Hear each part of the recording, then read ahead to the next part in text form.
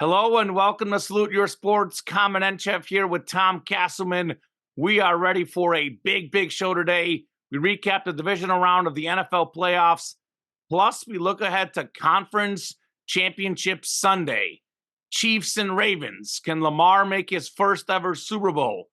Will Mahomes be playing in his already fourth Super Bowl, Patrick Mahomes? Lions have had an amazing story this season. Does that incredible story end against San Francisco? Which, by the way, San Fran's got a seventh-round quarterback. The last pick, Mr. Irrelevant, too. So that's a story people don't talk about enough. So that's going to be a great game. Plus, coaching changes across the sports world. Harbaugh yesterday going to coach the Chargers now. Meanwhile, the Bucks fired their coach despite a great start, and looks like they're going with Doc Rivers. Very interesting on that front. I still don't know how to feel about that one, to be honest. I'm still forming those thoughts in my head. We'll have sports trivia as always, statements of the week, and how about betting locks of the week? Gone are the days where we get on the air and Tom Casselman is talking about what a struggle it was for the show. 5-1 last week for the show. 6-0 the previous week. That is 11 of the last 12 betting locks have hit. If you are watching this show, if you're listening to this show, if you're taking your money and you're putting it down on these games, you are rich. So tune into that segment. If you're in need of money, tune in betting locks of the week. I guarantee you it's going to be great because these guys on this show, we do it big for you guys. Cannot wait to get started, Tom. How are you doing today? Well, I'm feeling nice and right down the center. I'm not feeling too far wide left or wide right, unfortunately. You're not a Bill kicker.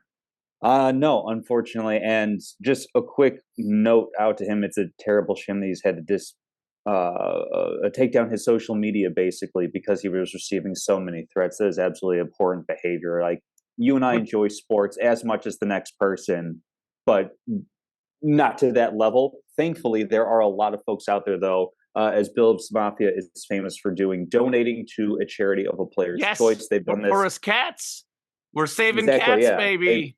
They've done this multiple times in the past. Whether I believe like the most famous one, or maybe the first one was Andy Dalton for like helping them get into the playoffs or something along those lines. So there's a lot of good in humanity as well. But it's good and bad. Of course, it was all a product of a really very entertaining game on Sunday night, which was a welcome change after the wild card round. There's a lot of football, only one really good game in the wild card round. Thankfully, in the division round, we had a considerable uptick or increase, better performance in a lot closer, more compelling games. I mean, we had 3 out of 4. Ravens and Texans that was tied at halftime before the Ravens took off.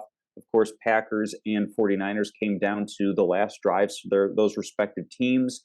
Same thing for the Bills and Chiefs. And then a little bit of mismanagement in the Lions and Buccaneers game, but that ended up not really coming to a head. Still a single possession game, but relatively close on that front. But we'll focus first on the Chiefs game and the Buffalo game. And the way that we have it phrased here, Kamen, is what was the key to the Chiefs taking out of Buffalo? And really, I feel like this was a little bit more on Buffalo and missed opportunities, missed chances on winning this game. I mean, you've got, I forgot what the statistic was, but this is one of like very few number of games in Josh Allen's career where he was not a part of a 20-yard plus play. What's known typically as a chunk play, a big play in NFL circles.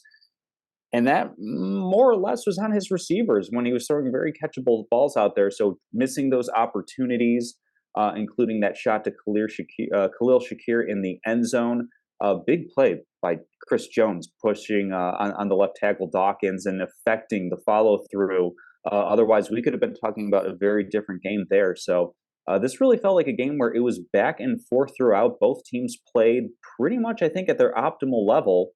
And it just came down to a couple little things here and there that let the not let the Chiefs win, but I feel like the Chiefs made fewer mistakes than the Bills did. There was a notable, Travis Kelce wide open of all the players that you have a blown coverage assignment on, Travis Kelce, I could forgive it for like McCole Hardman for MVS. For Travis Kelce, the fact that you don't have anybody going with him, I'd rather have a mistake where you're double covering him, for example. So yeah, I think it was like little mistakes like that coming down to the difference between winning the game and moving on to a conference championship and losing. Yeah, I think this is more on the Chiefs winning it for me, Tom. I mean, I agree with you, but that's how there's plays like that in every game. Sure. That's kind of the difference between a championship team like the Chiefs and a really good football team like the Bills, who doesn't really know quite how to win in those situations because they haven't been in a Super Bowl with this roster. They had no turnovers, Tom, very few penalties. Mhm. I mean, there's usually in a given NFL game where, a team will give up one or two wide open plays. I know it was Travis Kelce. I know it looks worse. That's the one guy you don't want that to happen to. But I don't really think the Bills played really bad in this game. I Oh mean, no, not at all. they had no turnovers. I think this is Mhm. more on Kansas City just being a little bit more efficient. I mean, you look at Kansas City had 2 penalties for 15 yards, and we're talking about all those drop passes for Kansas City. They had just one in this game, one drop pass, and it wasn't even like such a blatant drop. It was like a 50-50 ball Mhm. that the guy dropped. So, I mean, Buffalo, I think, had a turnover on downs. Technically, that's a turnover. I don't know what that play was to DeMar Hamlin. I'm not even so mad that they went for it, but Yeah, I think I they should have given it to Josh Allen if that's what they're going to do. well, Um, from what I picked up from the broadcast, it was that they counted 10 players on the Chiefs punt return team. So I feel yeah, like that was one of those calls where it's okay if we have an advantage. And I think the number along the line of scrimmage was 8 to I 6, something I like that. still don't like it. It's I still mean, it's I still get not a good why they play did it. call. I I get I why I they did it. don't. I don't. In that scenario, you risk giving the Chiefs that much field position. Of course, Kansas City's one mistake was right after that, the McCole Hardman Sure. fumble, which I think was, I agree with you. I know we texted to each other, but that was I don't like that rule where it goes in the end zone, but I also don't like the Chiefs giving the ball to Hardman in that situation. Yeah. Pacheco's running tough. If you're going to throw the ball, maybe even throw a screen to Kelce, let him power through the guys like he did That's how they earlier in got the a game different for a touchdown. Yeah, touchdown. that little bubble screen to him. Exactly. Mhm. But overall, I think, I mean, the numbers are almost the exact same. Bills had 28 penalty yards, the Chiefs 15, nothing really massive. The Mhm. total yards were within like 7 yards of each other, something like that for the game. It was a back and forth game, a truly epic game. I think Kansas City made some adjustments in the second half. I think they were able to limit Buffalo's run offense a little bit more in the second Mhm. half. The first half, they couldn't stop them to save their lives. But I think it's the same old story. Patrick Mahomes in the playoffs, as great as he is in the regular season, he's just a little bit better in the playoffs. I think he does a really good job of limiting turnovers. He doesn't Mhm. have turnovers in the postseason ever. Not that he gets a lot of turnovers in the regular season, but he gets an okay amount for his touchdowns. The ratio is great, but he'll make some plays in the regular season where he's just trying to make a play because he can, because he's Patrick Mhm. Mahomes. In the postseason, there's that little extra bit of razor sharpness where he will avoid those mistakes. I mean, I think I agree that it's not just the kicker, but I mean, it was a 3-point game. Buffalo missed their kick. Kansas City made their kicks. Harrison Butker, phenomenal kicker, a guy that we really, really trust. And I think a big play for Buffalo, though, Allen did miss the touchdown pass at the end. He did have Diggs wide open underneath. I think the biggest play was actually Diggs dropping Mhm. that long bomb he had. If Diggs makes Yeah. that catch, Kansas City could be in trouble. But it was just clutch plays. I mean, they had the game on their hands. They were in a position Mhm. where they could potentially almost run out the clock and score a touchdown with less than 30 seconds left. Back to back incomplete passes, long missed field goal. They were in the driver's seat in that game. And it was really what was the key? Well, the Bills weren't clutch and the Chiefs were. And we've seen that in the Mhm. playoff matchups between these two teams. I know Buffalo's had them in the regular season a few times, but in the postseason, the 13 seconds. Yeah, Kansas City did great. Mahomes, Kelce, Hill, those guys are spectacular in that game a couple years ago, but that's kind of on the defense. They gave up 2 easy completions in that game, and in this case, they didn't get the easy completions like Diggs underneath on that long play where he went for the touchdown, like the field goal. I think it's just but Buffalo's not he had the clutch. touchdown though. He had The right read. Like he had the right read on it. It was just that's where pressure from Chris Jones. Like that's where but slightly more exceptional play. We've seen Josh Allen make that throw. I know he was in his face, but he missed that throw, and that's clutch play right there. He's made that exact same throw. I think that was affected by the rush, though. I don't think that was like he was bad with the throw or simply missed. He had a touchdown pass much harder than that earlier in the game. Pressure in his face, no separation, delivers, a strike in the end zone. Yeah. I think it's just clutch play. That's what it is. And Kansas City, pretty much no one's going to be clutch 100% of the time. But when it comes to the postseason, Kansas City is pretty darn close to perfect. Buffalo, on the other hand, is kind of the opposite. They're not playing awful games. They're not getting blown out, but they're not making those clutch plays. And I'll say again, I said it before, there were injuries. That is part of it. But Buffalo's defense in the big games does tend to not play as well. Kansas City's offense was in complete control this game. They looked really, really good. So, like I said, the Buffalo defense in the regular season versus the postseason, a little bit different. I know this year injuries were probably a little bit more important than years past, but they were, and that's part of the reason why I did pick the Chiefs, by the way. There was injuries to Buffalo. They were not able to make the clutch plays. And again, that defense did regress in the postseason like it has the last few years.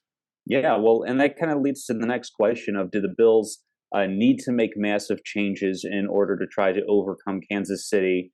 I mean, for me, I think big changes are on the horizon, whether we think that they might need them or not. So many free agents. They have a lot of free agents coming out. And literally double digits. I looked at the tweet Adam Schefter had. I know it's not like their biggest, like, and it's not Josh Allen, at least. The Kyle Allen, the backup quarterback, is on there. Yeah. But it's not Josh Allen. It's not Stephon Diggs. But there is a lot of big guys on that free agent. Possibility. And particularly, like you said, on the defensive side of the ball, where the Buffalo Bills have, in the past couple of years, invested pretty heavily in building up their defensive line.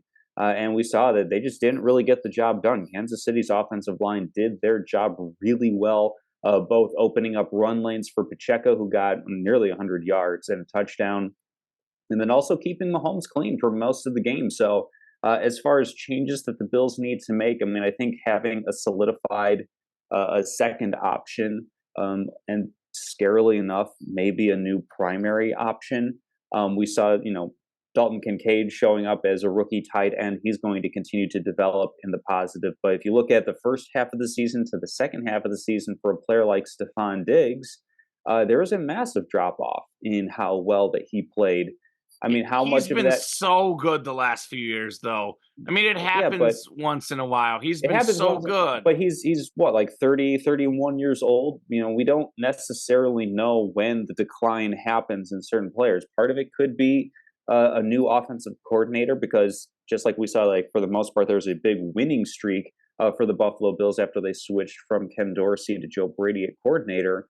We saw Stephon Diggs and his productivity plummet. So that's going to be something to figure out for the Buffalo Bills. Is this just, like you say, a bad stretch for their star wide receiver who signed an extension that is yet to kick in? I think he's under contract for a few more years. Or is this something portending a downward arc for his career? We don't know the answer to that. It varies from receiver to receiver. I mean, we saw a dip, for example. I think Randy Moss is a classic example of, he dipped when he was in Oakland playing for the Raiders, then went to New England and all of a sudden sparked up right again. We got to wait and see what it is for Stephon Diggs, but finding another reliable wide receiver, as I believe Gabriel Davis is a free agent. Maybe it's he's not reliable in-house. Yeah, he's not reliable, but he's, at least he's a big play threat, a big play option. He could have helped with the depth on that. But I mean, big changes are coming to the Bills either way, in my opinion. Yeah, I mean, this is such a difficult question to answer, because I think if you look at the numbers, I mean, they're 3-4 against the Chiefs.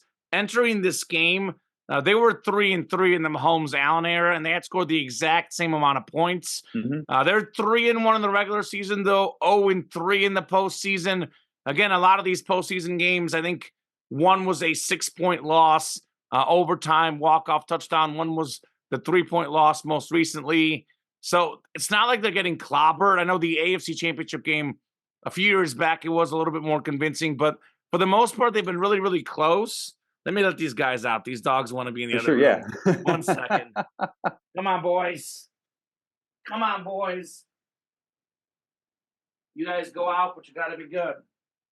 Go. Now, are you going to go, Messi? You want to go or no? Go, Messi. Or do you want to stay? You want to stay? You want to go? You want to stay? Okay, we'll stay. All right. Messi's made his choice. Messi has made his choice. Although he's still looking like he wants something, so I don't know. But anyway, hopefully we'll be good on that. So anyway, back to what I was saying, Tom. Boy, they've been super, super close. It's not an easy answer. Like you said, there's going to be changes regardless. They might need somebody. I mean, they brought Von Miller to be that guy, that postseason guy, that guy that has won a couple Super Bowls, a Super Bowl MVP. He was kind of supposed to be that leader of the defense. I know there's been some off-field distractions, things that, I'm not going to get into necessarily because I don't know the full situation and, who's wrong, who's not. I know there's been some injuries there. So they haven't really quite gotten what they wanted out of Von Miller. Not to say that he hasn't been bad, but I mean, they got him to be an absolute beast and really be that leader they were expecting from him. There's probably got to be some guy that something they need to do. So I think, I look at those two teams, if they were going to meet in the playoffs, let's just say, and maybe this is highballing it, but it's possible with how good these quarterbacks are. They meet in the playoffs, 5 of the next 10 years? That's possible, right, with these two teams. I think just by the sheer number of games, Buffalo is going to win at some point. But I feel like if you told me they're going to play each other 5 times the next 10 years, I would see a realistic result is probably 4 for the Chiefs. I think there does have to be something done there to kind of put them over the top a little bit. I don't know necessarily what the answer is. Is it a superstar receiver? Is it, maybe another defensive star? Is it a new coach? They're kind of in that weird territory where the Buffalo Bills are, probably a top 5 football team right now. They probably have a top 5 quarterback. They have, really good defense. They definitely have a top 5 quarterback. Yeah, they have a top 5 quarterback. Yeah, I'd say definitely, not maybe. Yeah. Okay. Yeah. Yeah, 2 or 3, whatever you want to put them. But I think they're at that stage where they want to be number 1. Even like Sean McDermott, he's not a bad coach. He's a good coach. Is he a top 5 coach? I don't know. That's what's so hard. If you were to move forward from a guy like that, are you going to get someone better? I'm not sure. But can you win a Super Bowl with him as the coach? I don't know. Bill Belichick is out here. Mike Vrabel is out here. I might like both of those guys more. Maybe. I don't necessarily have the solution because it's very hard to start getting rid of guys. Even like Stephon Diggs, he had again, not awful by any means. For his standards, a bad second half of the year, a bad drop in that game. But you look at his numbers the last 3-4 years, he has been a top 5 receiver in the league. And even the first half of this year, it's not like, I don't know if it was the coordinator, if it was something with the schemes. I don't know exactly what happened, but sometimes there's sudden decline, but usually it's something that doesn't happen all of a sudden because Diggs was, top 5 in the league in pretty much every stat the first half of the season. So they need to do something if they're going to put themselves in a spot where they're better than the Chiefs, and that's kind of who they're looking at. I don't know that their current team is as good as the Chiefs. They have that classic, like very, very good team, but not a championship team, so to speak. So I guess my answer is yes, they have to do something, but I don't know. I don't think it's necessarily like a clean house. Let's get rid of, everybody Mhm. type thing. Like you said, they have a lot of free agents, so a lot of them will be gone anyway. Yeah. Uh, but that's the tricky part. Like when you have a really, really good team that's just not quite good enough to win the championship, what do you do there? And again, Josh Allen is so great. He's such a great player. Uh, does he get even greater? Because I mean, I think he should be the second best quarterback in the league, but I know sometimes he misses reads, he misses passes. Like, is there that next evolution of him? Because it's so weird to talk about Josh Allen because, he's maybe what, third, fourth, maybe second best quarterback in the league, but you feel like there's a next level to his game. Because Mahomes, like when he came in, he was unbelievable. Mahomes has actually gotten better as a quarterback in terms of reading Mhm. defenses, reading coverage, knowing when to force the ball, when not to force the ball. Like he's not perfect, nobody is, but Mahomes has actually grown in that part of his game. Josh Allen maybe hasn't. Does he have to grow? Because I mean, he's just so good. I don't know, but there's something missing there. Yeah. I can't quite put my finger on it. Maybe it's a bunch of different little things that will put him over the top. But Mm. as currently constructed, the Bills are not better than the Chiefs. They're not. Yeah, well, a team that might be better than the Chiefs are the Baltimore Ravens, as they had the number one seed in the AFC this year, dominated a Texans team that everybody was loving on after they smacked down the Cleveland Browns. The Ravens came in, played a pretty close first half. It was 10-10. You know how much of that is kind of a little bit of rust, a little bit of nerves coming off of essentially a 2 week off scenario for a lot of the starters for Lamar Jackson in particular. Giving up a special teams touchdown, certainly as a former special teams coordinator, I can imagine that Harbaugh was not too happy, not too pleased about his team's performance on that. But then we saw in the second half, Texans put nothing up on the board. They only put up 3 points on offense. So the Ravens dominated on both sides of the ball. Lamar played really well, putting up Mhm. multiple touchdowns, running and throwing. So the question is, how do we trust Lamar Jackson in the playoffs now? And maybe a little sub question I'll throw in there. How Yeah, hit me. important is that? How important is that given how well the Ravens have been playing on both sides of the ball? And minus that special teams touchdown against the Texans, their special teams have been pretty solid as well. Particularly, they have the best kicker probably in NFL history in Justin Tucker. Yeah. Whew. I mean, I think it makes me trust Lamar a little bit more. I Hmm. think going into this game, he had 3 touchdown passes and 5 picks in his playoff career. He was 1-3 record wise. He was barely completing more than 50% of his passes. This game, he had 4 total touchdowns, 2 rushing, 2 passing, 100 rush yards, 152 pass yards. But he did it against the Texan defense that, quite frankly, isn't really that good. I know Houston, Yeah. was here because of their passing game, their offense. They weren't necessarily here because of the defense. I'm not saying it's like an awful defense, but it's not by any means a great defense Yeah, for the middle of the Houston road. Yeah. Texans, middle of the road. Um, I mean, it does. I think they'll people will lie to you. They'll say stuff. I'm not saying that it is different player to player, but I think it's human nature. I think whenever you do play that well on that stage, it does give you a sort of confidence you can do it again. Gives your teammates a sort of confidence that you can do it again. So yeah, I mean, definitely say I feel a little bit better about Lamar after that performance. I mean, he is a great, great player. Like it's not Hmm. surprising by any means. But I you probably won't like this, but again, I think in order to win the big game in the modern NFL, especially going up against the Chiefs, going up against Patrick Mahomes in a close game, because that's the other question with Baltimore. They have really struggled in close games in the fourth quarter, in the playoffs, even in the regular season. If they can get up, big early and run the ball and play defense, they can beat you by a lot.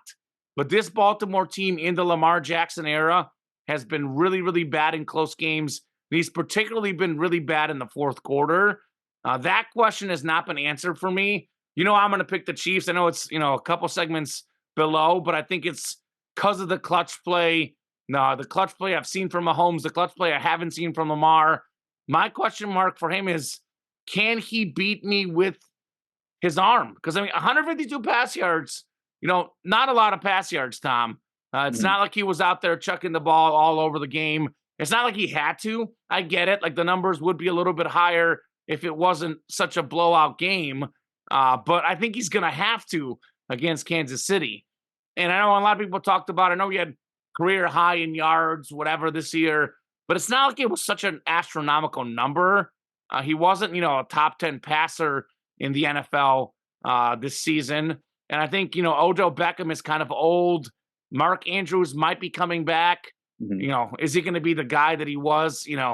It's kind of hard to just come back and be Superman in your first game, especially against, maybe the best pass defense in the NFL in the Kansas City Chiefs.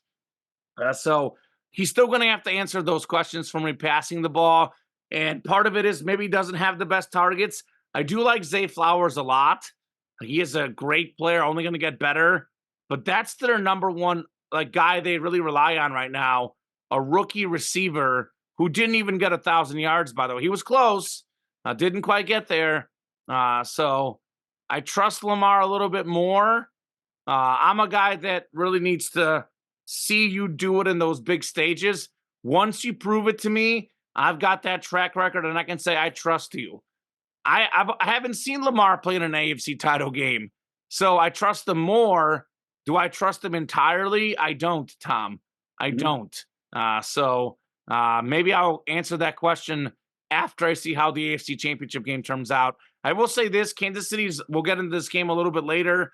They're I don't want to use the word weakness because they don't really have a weakness. They're a really good football team.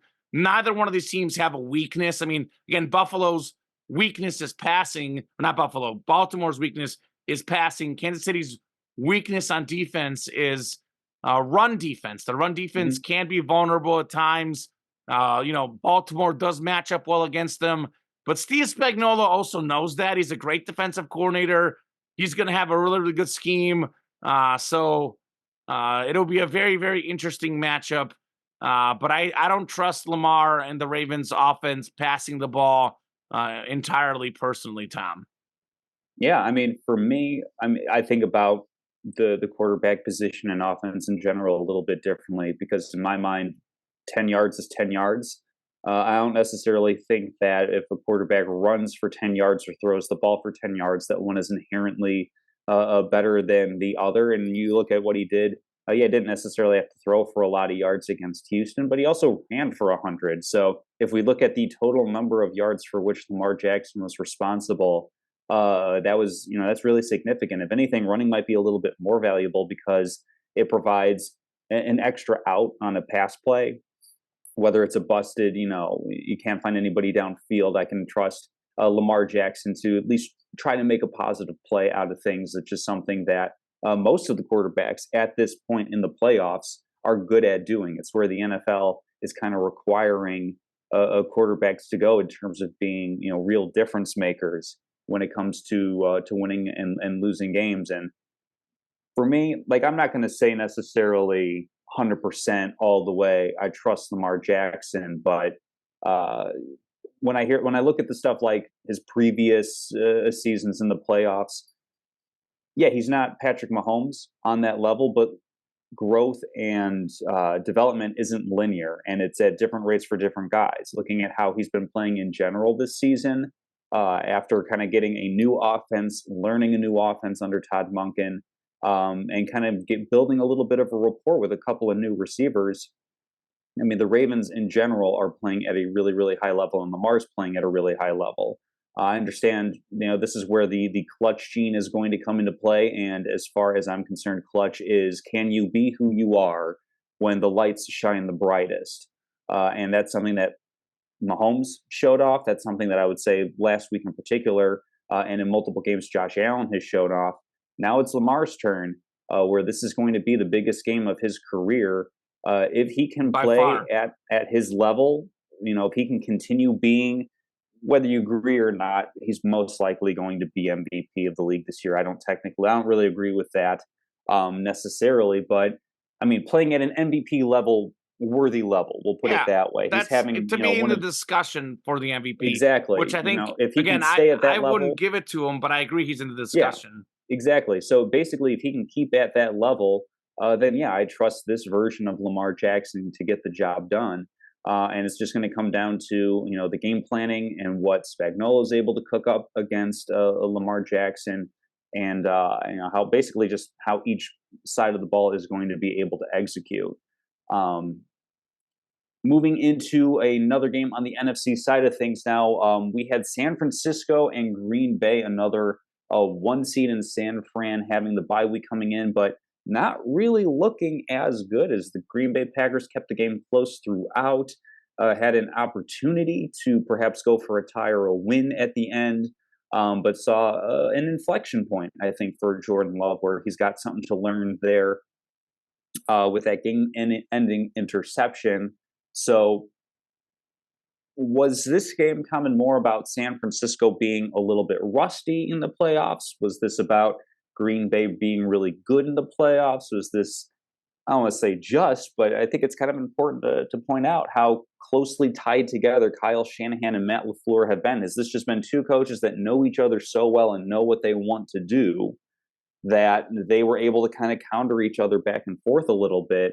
Why wasn't this the blowout that you might expect between the one seed in the NFC and the seven seed in the NFC? Well, some of us didn't expect the blowout. Some of us bet on the True. Packers to cover, baby. That was me. Picked them to lose, but to cover, and cover they did. I mean, I think San Francisco, at least on offense, was definitely rusty in the first half. They put up 7 points. I know they should be used to it, but I mean, rain happens everywhere, but it looked like Brock Purdy was affected by the rain. He was going to go with the glove, then he wasn't. There was, definitely some clear rust there for San Francisco. I think Debo Samuel getting hurt definitely hurt them as well. Mhm. They've been a very, very different team with and without Debo Samuel. Again, I think he might be the most underrated player in the NFL. But I think, it's a combo of both. It usually is. I think Green Bay is clicking on all cylinders. They had won 4 straight games heading into this one. They demolished the Cowboys, and they were kind of in that playoff setting 4 weeks in a row, right? Because they had to win the last couple games in the regular season just to get into playoffs, just to finish over 500. So there's something to be said about having that rhythm and having that playoff atmosphere. Whereas San Francisco kind of locked up the one seed, a while back. They rested guys week 18. They're a little bit rusty. So I think it's a little bit more on San Fran being rusty, but I think also Green Bay just playing really, really good football. I mean, you look at what Green Bay has done the back half of the year. They're certainly not the 7th best team in the NFC at this current moment. If we restarted the season right now, I'm willing to bet that the Packers would not be the 7th best team. Mm. And that's, of course, that's just the seed. Like, they had the same record as Tampa Bay. Tampa Bay won the division. So a lot of things go into that. But I think it's not like, it's the same thing we hear in baseball all the time or in March Madness. You got to be playing your best ball at the right time. Green Bay was playing its best ball at the right time.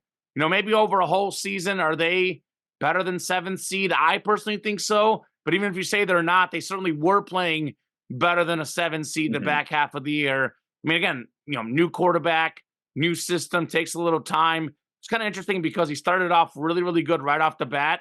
Then he struggled in the middle. Then he was really, really good at the end, Jordan Love. So the twists and turns. But I think this was more of just, it's the playoffs. You got to find a way to win a game. The survive and advance March Madness type feel to it. I think this was a survive and advance game for San Francisco.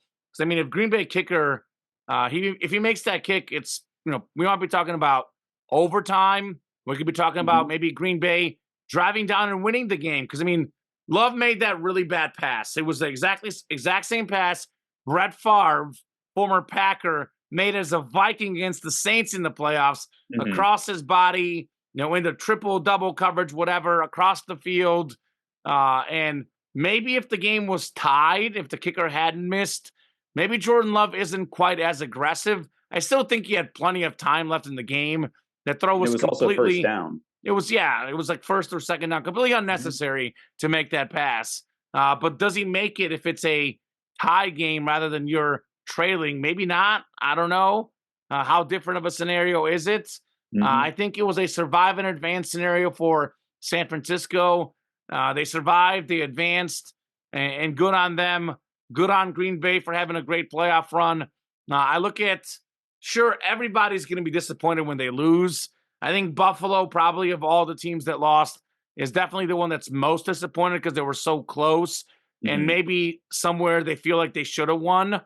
But I look at Houston, I look at Green Bay, even Tampa Bay. These teams cannot be too upset with, where their season ended. If you told them all they would be, the division round of the playoffs, they'd be feeling pretty good.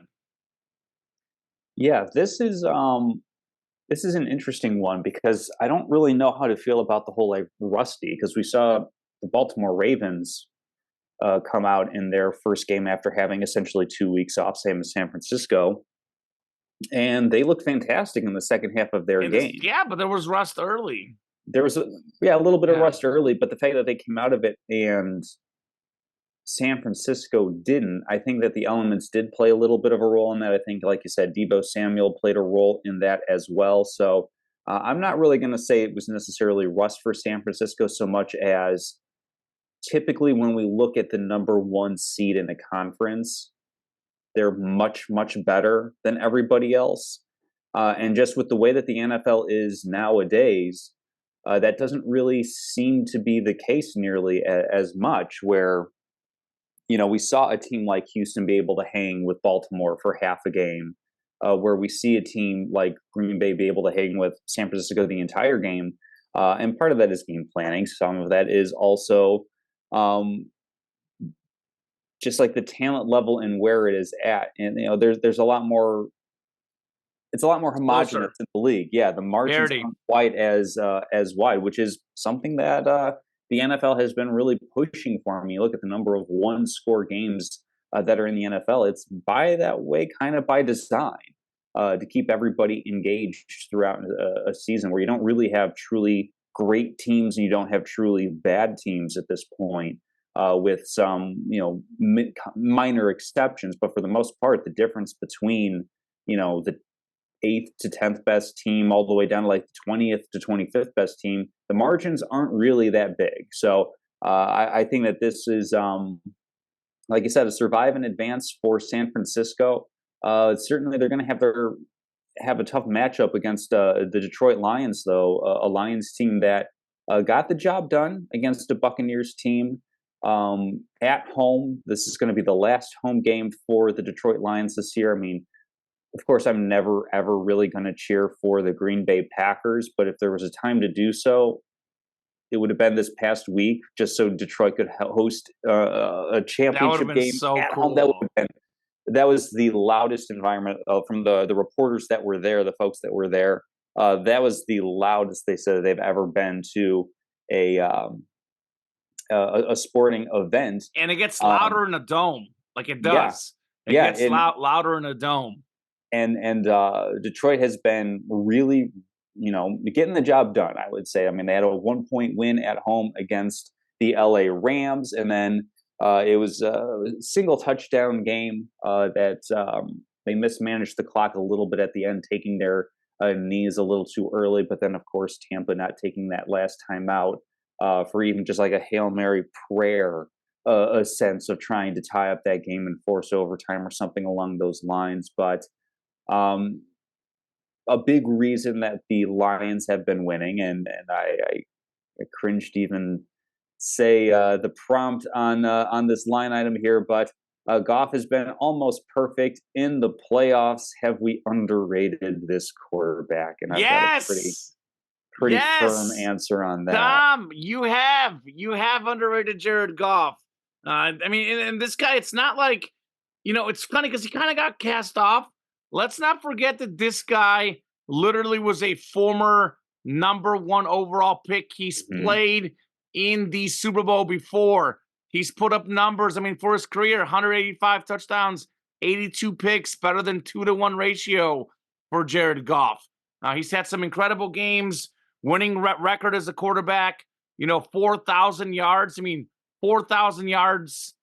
He's had 4.688, 4.638, 4.438, 4.575. I mean, it's not like this guy is. It just feels weird that he got cast off. I think a lot of folks were like, he's not it, and with the Rams. And obviously, I do think Josh Allen is better. I know it's not the exact same comparison, but that Ram team was kind of like that Buffalo team where they were very, very, very, very close. Matthew Stafford, maybe just a slight margin better than Goff to put him over the top, but they still would have been a really, really good team with Jared Goff had they stuck with him. Again, I think that situation worked well for both teams. But we look at this postseason, Tom, 3 touchdown passes, 564 yards, no interceptions for Jared Goff. Played very, very clean football. In fact, only has 2 picks in his playoff career, Tom. Like there's 8 games in his playoff career. He's had only 2 picks throughout all of it. So just a very, very consistent quarterback, a guy that really gets the job done. I'm not ready to put him top 5, but I feel okay putting him as a top 10 quarterback in the league. Again, bottom half of top 10. But he's a really, really good player. And I think he kind of got cast to the side. And I think he's kind of proved it this season that he is a very good player. And I think he's not just a system guy because he's now done really well with two franchises. Lions have a lot of good pieces. Amon-Ra's really good. Sam Laporta's really good. I don't know if they have a second great receiver necessarily or a third great receiver. So, I mean, he's doing with a good system with good targets, but he doesn't have like the greatest show on turf or something at his display. So I am Mhm. very, very impressed with Jared Goff. I think for me, and you know this, I say this all the time. The difference between the 5th best quarterback and the 10th best quarterback isn't that massive. The 10th and the 15th isn't that massive. But I think you look at the numbers, you look at the wins, you look at where he's at. I think it's safe to say he is a top 10 quarterback in the NFL. And I think if you polled a lot of people as a whole, I don't know that they could sit there and say, yeah, he's definitely top 10. Again, lower half of top 10. I'm not saying he's, 5 or 6, but I think he's definitely solidified himself as a top 10 quarterback. For me, Jared Goff has. And I know people don't take him seriously because I think it was like last year when I was working at my job, Ultimate Autographs, sports memorabilia company, doing the podcast selling memorabilia. And we had Jared Goff it was a lower level series. It wasn't one of our Mhm. biggest series or anything. It was one of our lower series where the headliner names tend to be like lesser than our big level series. But we had Jared Goff as a headliner, and there was people saying he's not a headliner. He's not good enough to be a headliner in one of the worst series we have at our company. And he was good enough. He has been good enough. He has proved it. Yes, Jared Goff has been underappreciated by many people in the NFL. Top 10 quarterback, #1 overall pick. And he's 1 game away from playing in his 2nd Super Bowl. 100% we've underappreciated this guy. He is fantastic. Yeah, I mean, my response is, can we just say like he's a rated quarterback? Like, is it Oh, is it that bad a to say what that quarterback? he's rated? He's fine. Like, he's not better or worse, I think, than folks have been giving him credit for, because there's a reason why the Rams moved on from him, and immediately the next year after, with Matt Stafford, won the Super Bowl. You could say like this is a move where it was a win-win for Detroit, where they got a quarterback who, when they got him, folks thought, hey, is he going to be just a placeholder until they draft somebody? And if we've seen anything in the playoffs this year, in the NFL this year, it's that there has to be multiple ways for a team to win a football game, because there's only one Patrick Mahomes. I mean, I even did a little exercise here of like tearing out the quarterbacks, because I think when you rank like 1 through whatever, You can get into a lot of semantical arguments, but if you just kind of cloud people together, as these are more or less peers in their own whatever, there's only one Patrick Mahomes. And in my mind, the next level is Josh Allen, Joe Burrow, and Lamar Jackson for how they're playing right now. Like that's only like Maybe Jalen Hurts if he's healthy. It was a bad I second half of the year. There was I dropped Hurts injuries. down into the Dak Prescott, Justin Herbert, C.J. Stroud, and Matt Stafford kind of cloud right there. But like, there's only so many like really exceptional quarterbacks. So when we look at a quarterback like Jared Goff and we compare particularly his home and road splits, his indoor and outdoor splits, he's a much better quarterback when he's in a controlled environment, when he's on turf, when he's not in cold weather, when he's not in the elements, which are things that kind of affect, like, if you want to say overall, how good of a quarterback can you be?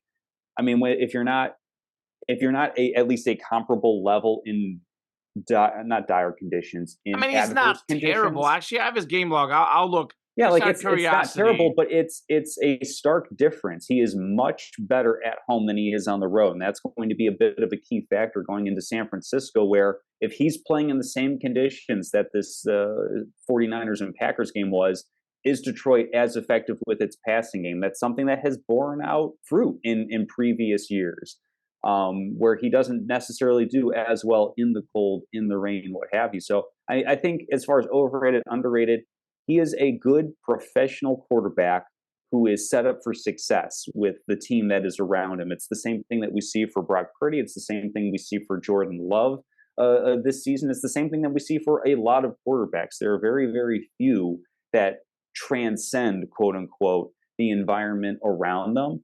And I think it's fine to say that.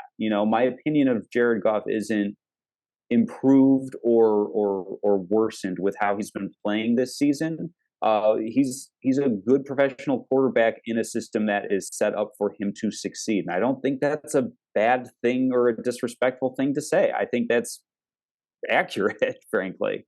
I mean, again, I'm looking at his numbers. He is better at home, but it's not like he hasn't had good road games. I know this isn't a bad weather game, but against Tampa, 353 yards, 2 touchdowns on the road.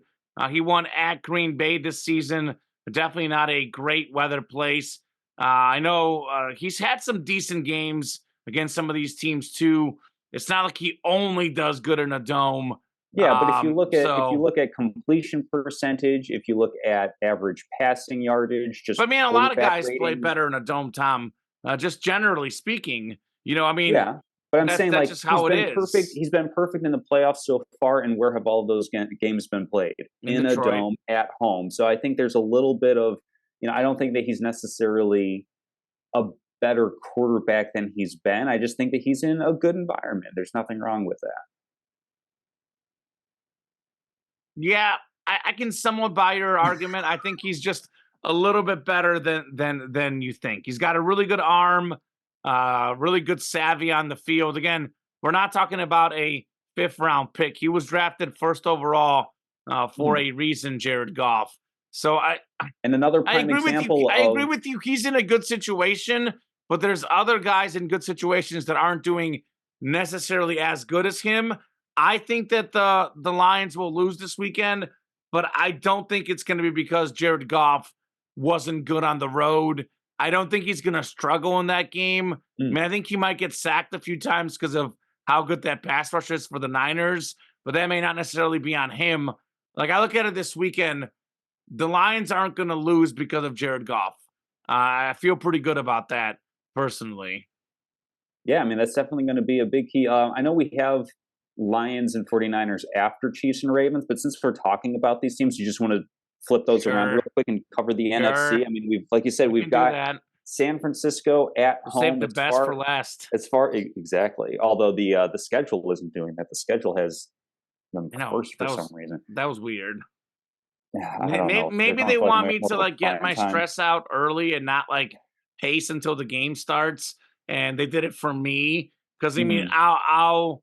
I'll be happy. I'll probably just have a small wager on the second game.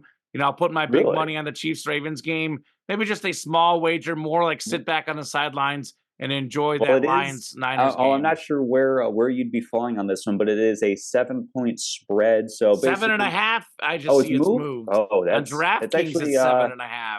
pretty significant. I'd have to pull up Bovada. Last I checked, it was at 7. Let me But check right now. But I checked it that's this pretty morning. indicative of I think where these teams are. I mean, you've got the home field advantage for the 49ers. You've got a team that had a little bit of a misstep in the middle of the season, losing a couple of games in a row. Debo Samuel is expected to play after suffering a shoulder injury that knocked him out of the last game. It'll be interesting to see to what extent is this a little bit of a smokescreen where the 49ers aren't letting on as much, but I don't think he was on the injury report, which is obviously going to be the most important thing because there's actual league-wide ramifications if you fudge the details on that. But this feels like a game where the Lions have had a really, really good season, and they're just going to be going up against a better team. San Francisco has a better running back, better running Seven game and with a half. Christian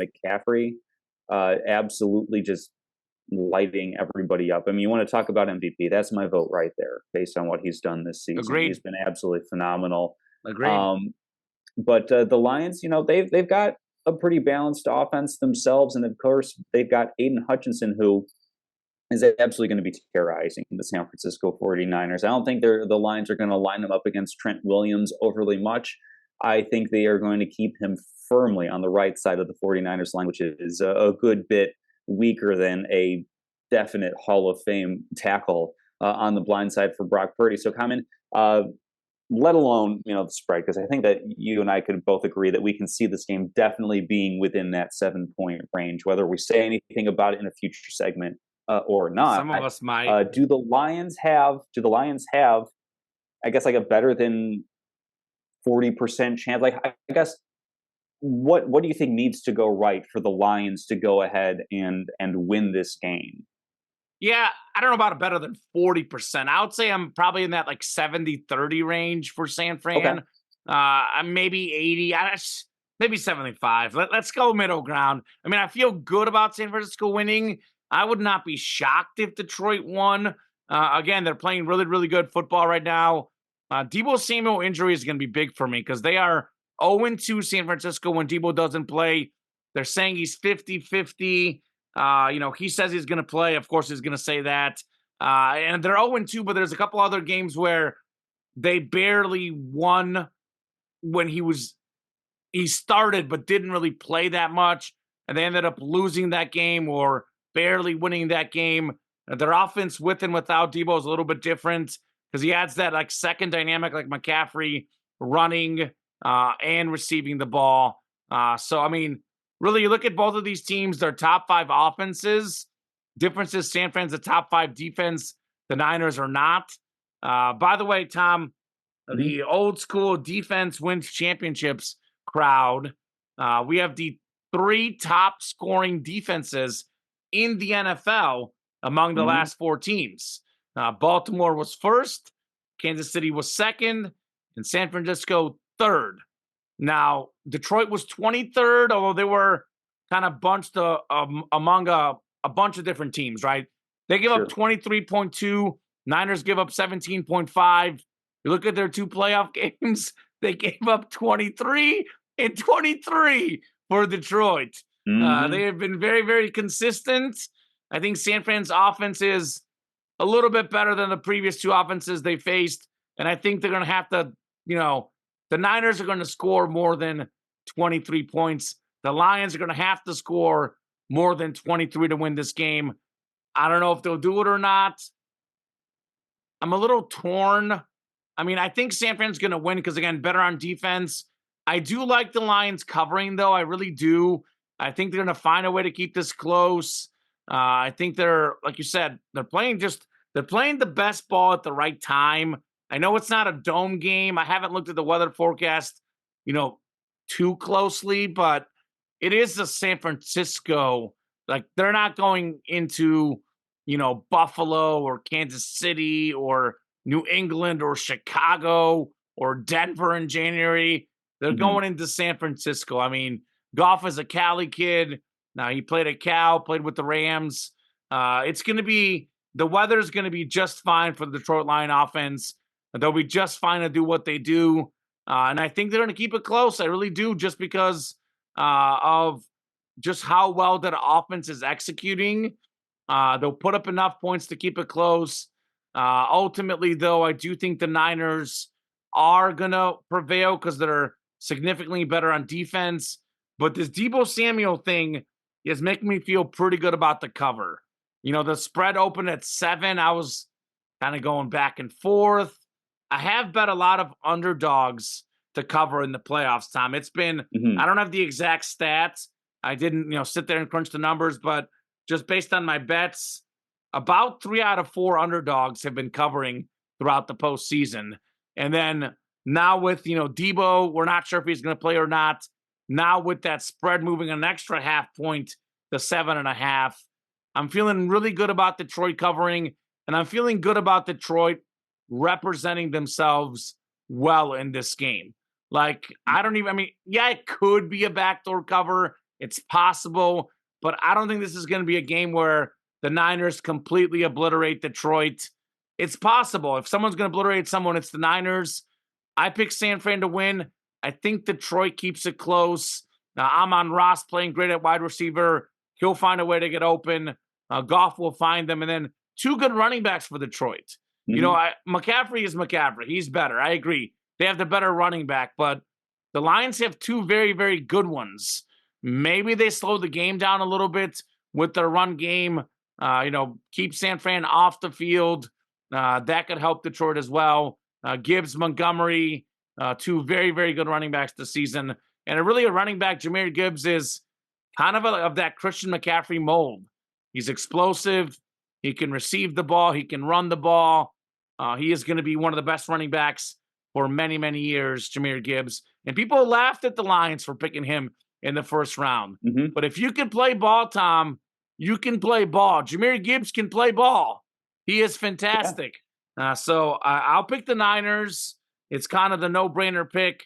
But I think the Lions are going to keep this game pretty darn close.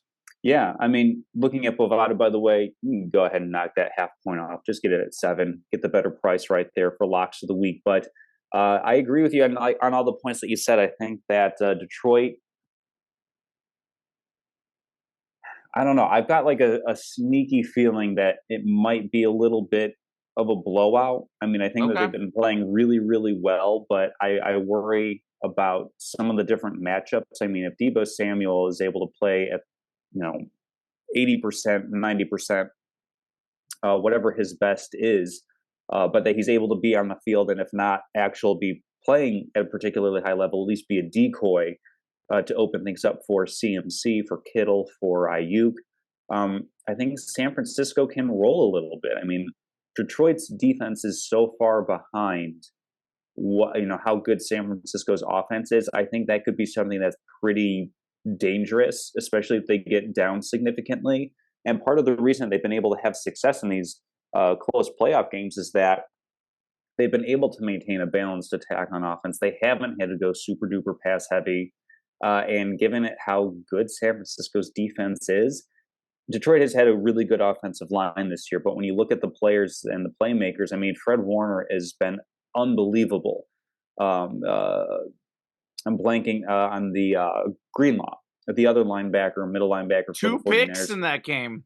He's been phenomenal as well. And then you look at, Young and Bosa and Hargrove and all these different guys on the defensive line. I have a little bit of a concern that if San Francisco gets up, say, like 10 points or whatever, they score in the first couple possessions, their defense is stout against Detroit, that Detroit might start to have to press a little bit and focus more on the pass game.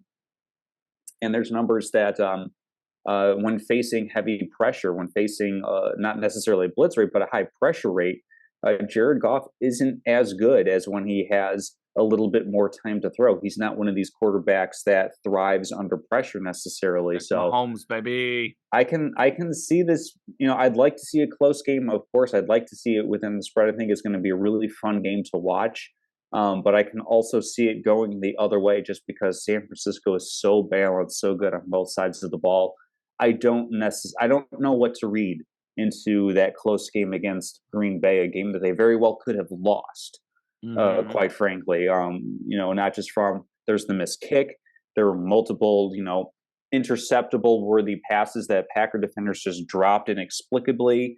Those are things that kind of turn against. But I mean, if we're going to say, hey, trust the best players at the best time, I mean, Christian McCaffrey is about as trustworthy of a skilled player as I have in my mind right now. So I think San Francisco, I'm going to say it's relatively close, but I feel pretty comfortable, pretty confident with making that pick. The next game where I think we're both going to be in our corners with the Chiefs and Ravens here. I mean, coming into the playoffs, you had Chiefs going all the way to and winning the Super Bowl. I, of course, had the Ravens doing that. So we have a really fun matchup here between two different contrasting styles of offense and a quarterback between Lamar Jackson and Patrick Mahomes. Of course, that's going to be the big storyline that everybody's going to be following. But like you said, a sneaky one that isn't necessarily as appealing for the general public to think about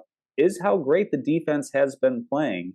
And as far as, I'll just jump right in with my pick for the Baltimore Ravens to win. As you said, weakness, quote unquote, you can have a little bit of an edge against the Kansas City defense running the football, which is something that Baltimore has been doing all season, despite not having really a big name running back, whether it's Gus Edwards, Justice Hill. We even saw Delvin Cook get a couple of carries. And of course, you can't discount Lamar Jackson and some designed runs for him as well. I like what the Ravens have been doing on offense. And then the big difference, I think, going up against Kansas City is the defense. The two big problems that Baltimore or that Buffalo ran into against Kansas City was lack of a pass rush with your front four. That's something where the Ravens led the NFL in sacks this season, and they've been able to get pressure with the front four. And then, of course, a much better linebacking core. It doesn't get much better than Roquan Smith and Patrick Queen. AJ Klein, I'm sure he's a fine linebacker, but he was the backup for most of the season. There were a lot of injuries to Buffalo's defense, which allowed Travis Kelce to be able to run free a little bit more. I think if the Ravens are able to, I'm based on how he's been playing, I'm getting closer to saying lockdown Travis Kelce because he's still elite. He's still really, really good, but he's also 34, and we've seen him have this season. He's not the season we're accustomed to seeing him have. And I do think a little bit of that has to be attributed to the fact that he is just a little bit older, a fraction of a step slower, still as smart a player on the field as there is. But you look at the linebackers that Baltimore has, I think they'll be able to match up and kind of not take him away, but not have to divert as many resources from other parts of the field that would allow some easier one-on-one matchups for other players. So, Baltimore's been playing fantastic. They've been wonderful all season long. Discounting that last game to the Pittsburgh Steelers, they only really had like 2 losses all season long, and they weren't, the Pittsburgh one early in the season was weird, kind of inexplicable. But for the most part, they've been fantastic on both sides of the ball. So I like a lot of the edges that they have. Of course, it's always difficult to go up against the troika of Andy Reid, Patrick Mahomes, and Steve Spagnuolo, and just the command center vibe that they have for things. I think that this is a game where it's literally a 2-point conversion away, a kick here, a kick there. Like, I think it has the potential to be a really, really close game, which definitely makes it exciting and thrilling. I'm looking forward to as compelling a game this week as we had last week between Kansas City and Buffalo. Yeah, you kind of talk about the Ravens defensive line and, getting pressure on Mahomes. There's something to be said about the Kansas City Chief offensive line the last couple of years. They've been phenomenal. Yeah. They, especially in these meetings, though, like that was the storyline last Super Bowl. The Eagles can complain all they want about the field, but the storyline was the Eagles have the best pass rushers in the game. They're going to win the line of scrimmage against Kansas City's offensive line. And Kansas City said, not so fast. They do have one offensive lineman injury, I know, heading into this game for the Chiefs. But I think their line has been so good. And they've shown it against Buffalo, against Philadelphia, in these, matchups of great offensive line versus great defensive line. I've done so many quotes today. I don't know why I keep doing it. I feel like a weirdo this show, Tom. But in the past matchups, I think ever since that Super Bowl loss to the Bucs, where their offensive line was completely mishandled, which, by the way, I think they had another massive injury. Even two guys were out heading into that Super Bowl for the Chiefs O-line. So it wasn't like a full-strength offensive line. But in recent memory, Kansas City's offensive line against these great defensive lines has really, really stepped up. Now, I don't know what it is. They just wake up for this. Also, Patrick Mahomes, I know you'll say this offense isn't as good, but they've really taken some steps forward. Only one drop last week. Like I said, they're going for Kelsey. They're going for Rice, Pacheco more. And they seem to be sort of hitting their stride late in the year here for Kansas City. It's not the same offense with all the drops earlier this season. And Mahomes against the number one ranked defense, like I said, this guy is kind of like Michael Phelps and Michael Jordan. As soon as they hear that they're not as good, that they can't do this, I would say along with Michael Jordan and Michael Phelps, Patrick Mahomes is one of the three. I mean, those are arguably three of the top five athletes of all time anyway. But in terms of guys that you tell them that you can't do it, you tell them that you're done, you trash talk them a little bit. These are the guys that feed off this thing. Patrick Mahomes against the number one scoring defenses in his career, Tom, regular and postseason. He is 3-1, and the Kansas City Chiefs average more than 32 points per game. He loves this. He's like, tell me that defense is so good. Tell me they can't stop me. That is what Patrick Mahomes is all about. You talk about coaching, Andy Reid, Steve Spagnuolo, Andy Reid against John Harbaugh, his former assistant, John Harbaugh. 5-2 head-to-head. The master is still ahead of the mentee. Andy Reid against his assistants in the playoffs. 5-0, Tom Casselman. I mean, everything about Mahomes and Reid in these scenarios screams victory, victory, victory. Mahomes in his sixth straight AFC Championship game. Lamar Jackson, his first ever, Tom. There has to be just Mahomes has complete control. He knows what he's going to do. He knows what this atmosphere is like. Lamar Jackson, say what you'll say about how good he is. He has never been in this scenario in his life. By the way, Chiefs and Ravens head-to-head. I get that the Raven team is a lot better than the one a couple years ago. I get their defense is better, but Kansas City is 3-1 against the Ravens. Mahomes is 3-1 against Lamar Jackson. They last met in 2021. The Ravens, their one win was a 1-point win, 36-35. Chiefs won 34-20 in 2020. 2019, it was 33-28. I actually covered that game. That was my first pro football game I covered. The Ravens got a backdoor touchdown with like less than 2 minutes left that made it a 5-point game. It was double digits most of the way. Then their first meeting, Kansas City winning a thriller in overtime. But the Chiefs have kind of had their number. Mahomes has had Lamar Jackson's number. I just trust Patty. I trust Andy Reid. It's one of those until you can beat them, how can you pick against them? Because, I mean, I look at the teams that have beaten the Chiefs in the playoffs since Mahomes has been in the league. He's 13-3 in the postseason, Tom. 0-2 against Tom Brady, which, you know, again, it's not always a head-to-head matchup with the Tom Brady-led teams. They're also teams that know how to deliver. Of course, Brady's been here all this time. Mahomes still learning. One of those earlier matchups was like his rookie season or something, Tom, or his first year starting, where actually they should have won the game, but there was a offsides by Frank Clark. Definitely cost them, but that's how it goes sometimes in these games. I mean, Brady beat him twice. Burrow beat him once. And no one else has won these games before. And I think Burrow, Brady, and Mahomes are that same cloth, that extra clutch gene. I mean, we saw Burrow win a national championship in college. So I don't know if Lamar has that the same way Patrick Mahomes has. I look at Patrick Mahomes, I look at Andy Reid, I look at Travis Kelce, and I look at a big game, and it's like, unless they are completely overmatched, which I don't think they are because their defense is just so good this season. They were the Mhm. second scoring defense in the league. Kansas City, Tom, has yet to give up 30 points to an opponent this season. They have not had a single bad game on defense. Their worst game was against the Packers, and that's when Nick Bolton was out. Then his backup got hurt during the same game. The middle linebacker, the guy that calls the plays, they were essentially on their third string linebacker in that game. That was their one bad game. I mean, they were playing bad in the first half against Buffalo, but they came together in the second half, and that is a really, really good Buffalo defense. I think Patrick Mahomes can put up enough points in this scenario. I haven't seen him really play bad in the AFC Championship, in the AFC playoffs. I haven't seen the Chiefs defense play bad all year.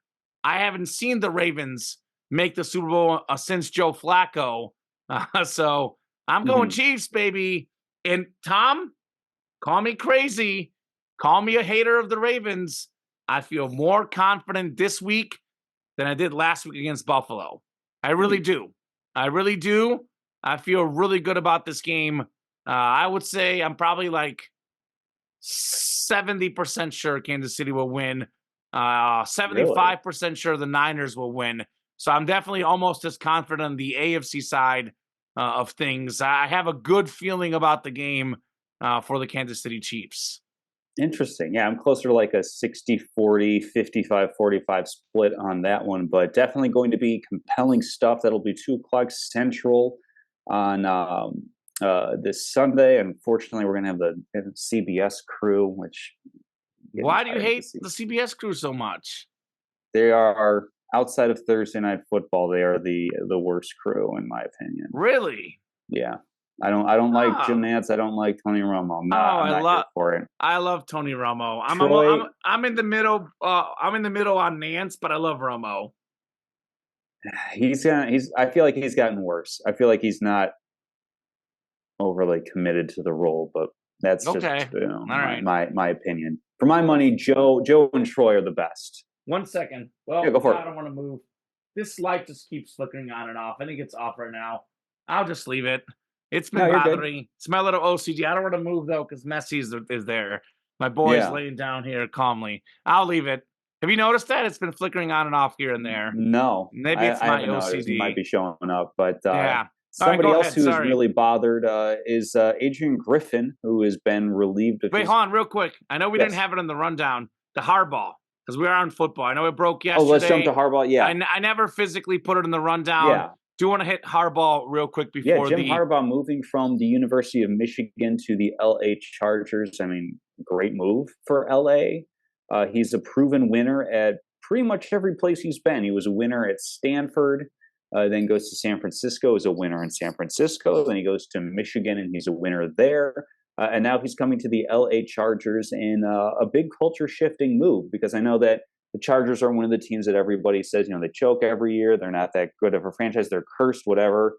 But as we've seen with Detroit, what was not always need be. This is a really big culture changing move. And being a former quarterback, I think that there's a real opportunity here for him to unlock the best in Justin Herbert, who has put up good numbers. He's put up a lot of good statistics throughout his career, but this is the type of thing where is there another level, another gear that he can unlock and kind of go from being talented but not necessarily seen as a winner to being, in that conversation potentially with Burrow and Hurts and Allen and Lamar as being, a top quarterback in the league. Because I think he's talented, but he falls like a cloud, a tier below all those names.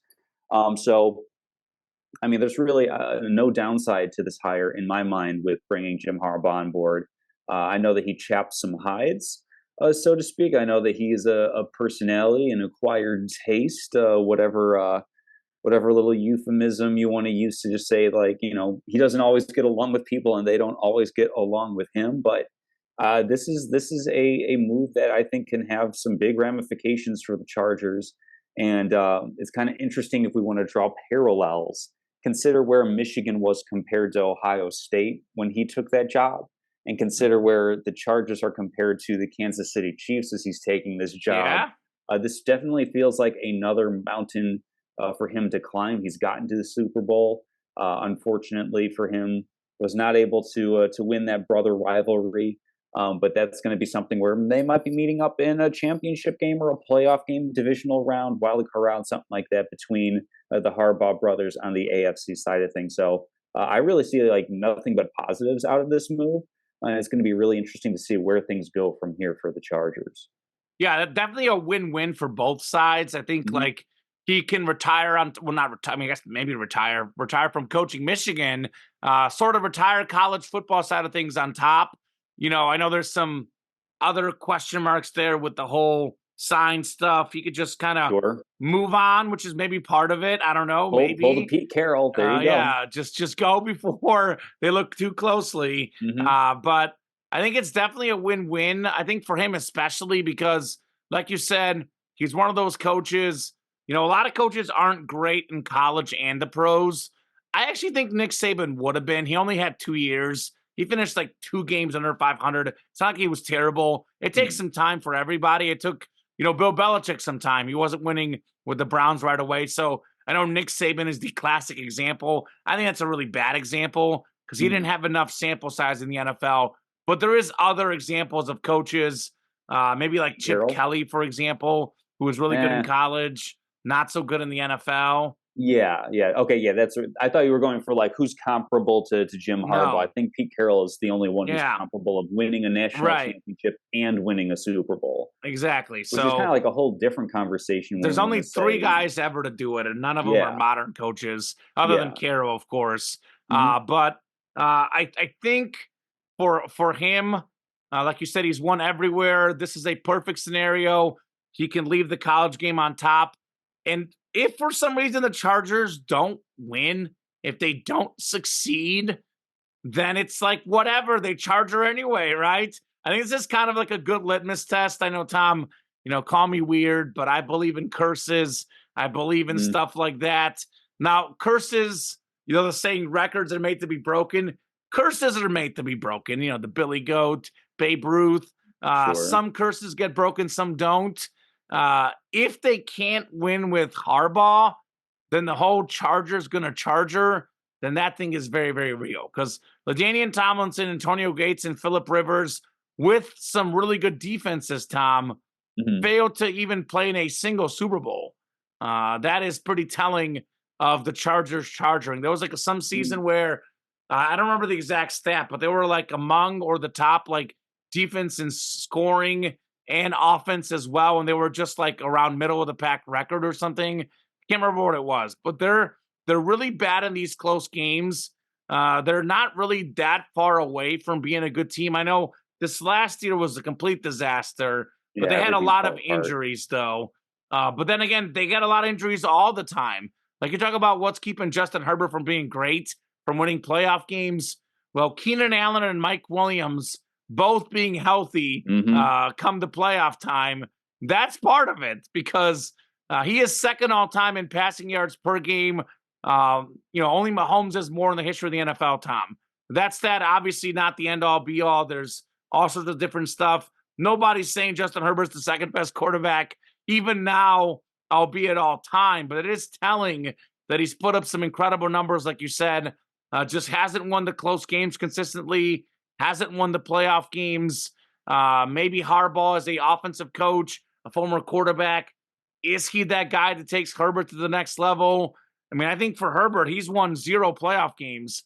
So if Harbaugh goes there and doesn't win playoff games, he could even say like, well, this is what happened before I got there. Nothing's changed. Yeah. So it's kind of like a pretty good decision for him. Whereas if he does take Herbert to the next level, if he does take the Chargers to the next level, then he looks really good. Now, I don't think they're ready to be Super Bowl champions, but I think with Harbaugh, they're ready to take that first step and actually win a playoff game. I mean, unless Andy Reid and Travis Kelce both retire, which there is actually rumors out there, hoping that they're not true. Unless both of those guys retire and maybe there's another injury or two out there, I still think the Chargers are nowhere near the AFC West crown. But can they get a wild card like they did a couple years ago? Yeah. Can they win a wild card game? I think so. I mean, Harbaugh is a team builder. He's the right guy for the job there. Fantastic hire for the Chargers. I know Bill Belichick is out there, but sometimes it's not about who's the best overall coach. Sometimes it's about who's the best fit. Now, Belichick knows football inside and out, but he's a little bit more of a defensive guy, as we know. Harbaugh is more of an offensive guy, a former quarterback, a guy that I think will fit well with Herbert. Interesting to see, though, because, you know, Harbaugh also does it based on fit because it's not like, you know, the Michigan team was a passing team. He was a quarterback. I know he's not the OC, but obviously has a lot of input on the Michigan offense. And he was primarily a running team during his time at Michigan, as opposed to the former quarterback throwing the ball, which maybe speaks to how good of a coach he is. He doesn't really just throw the ball for the sake of throwing it, which, as great as Andy Reid is sometimes, even he will do that every once in a while. You know, Mike Martz had the greatest show on turf. We also had Marshall Faulk, though. So sometimes you got to pick your spots of when to do what. But I think overall, great hire for both sides. I am very, very curious to see how Harbaugh does with the Chargers. Very, very curious. I'll be on the edge of my seat. As a Chief fan, I hope they don't put it together against Kansas City. I'll say that. I look forward to picking the Chargers to win the division next year. Yeah, that's what I look forward to. Make that mistake again.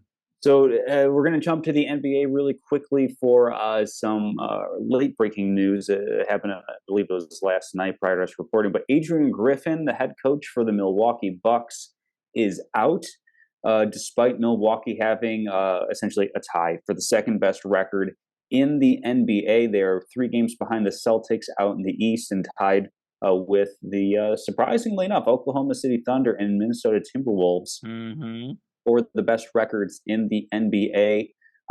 Details are emerging out of this one. Basically, just a quick timeline of things. Adrian Griffin was hired to be the new head coach for the Milwaukee Bucks after Mike Budenholzer was let go. Doc Rivers was brought on, I forget where in the time exactly, but as a consultant to the Milwaukee Bucks. So a lot of details are emerging, but some of the hard numbers that we've seen this season, Milwaukee, of course, making a trade to get Damian Lillard. They've seen an uptick in offensive production, but they've had a severe drop-off in defense, which is something that, you know, I was concerned about with Drew Holiday being a part of that trade. My guy right there, favorite player in the NBA right now. That's your guy. We're seeing a bit of a slip there. So even though Milwaukee has like this great regular season success, you know, I guess Dame has had a little bit of struggles getting going. He and Giannis are still kind of feeling each other out as far as how to share the ball effectively, as both of them are used to being, you know, ball dominant players. So I guess, like, is this a panic move on Milwaukee's part? I mean, Doc Rivers, of course, does have an NBA championship to his pedigree, but it kind of feels like the rug got pulled out from underneath Adrian Griffin a little bit quickly. And this is now like another quick change in Giannis's coaching, I guess, carousel, what have you. There, you know, Budenholzer was on the hot seat until they won the title against Phoenix, and that didn't take very long afterward for Milwaukee to move on from him. So this just kind of seems like a lot of weird things happening up in Milwaukee. I am so conflicted about this whole situation. Like, I don't know what to think. I really haven't fully made up my mind. I will tell you this, though. I don't know if you remember this, Tom. David Blatt was the Cavalier coach when they were 30-11. They got rid of him, and Tyronn Lue helped them get that championship against the Warriors. So there is precedence for that before. Sometimes, it's a high bar, though. Yeah, I know. It's, you know, as an organization, sometimes you know. The Bucks, by the way, Tom, tied for the second best record in the NBA, 30-13, when they made that move. I think they won again last night. So, you know, whatever. But when they made the move, I wrote this down. Only the Celtics had a better record than the Bucks in the NBA. Like you said, Their offensive numbers, they were up there first, second, third in all the categories. They're 22nd on defense, though. And part of that probably is coaching. I know Drew Holiday is a great defender. I know Damian Lillard is not a great defender, but Mhm. Drew Holiday got owned against Jimmy Butler in the playoffs, too.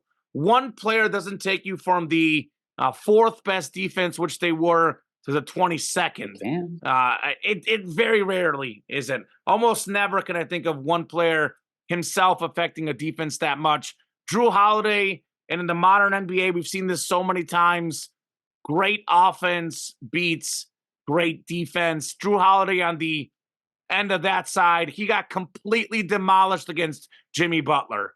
One of the best perimeter defenders in the NBA against really not one of the best scorers if you look at the regular season. So I think the whole Drew Holiday versus Dame thing is way overblown personally. It's not because, I get their defense is going to take a step back. Their offense will get better. That makes sense. But for it to be this drastic, this isn't just because of Dame and Holiday. That one switch has not changed the entire defense for Milwaukee. I'm willing to bet that they think the coach has contributed to that as well, Mhm. though, the way he coaches the game. Because I think defense is, for me, it's three things about even. It's 1/3 efforts, 1/3 actual defensive skill, because there is actual skill, Mhm. like lateral movement, timing. Sure. Defense is not just all about heart. There is skill involved. Then 1/3 is, scheming, game plan. The coach, how he puts you in that game plan.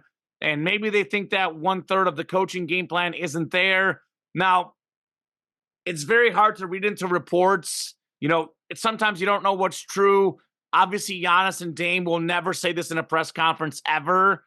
But if you do look up some stuff online, the reports are that neither Giannis or Dame Lillard particularly like this guy as the head coach. Mhm.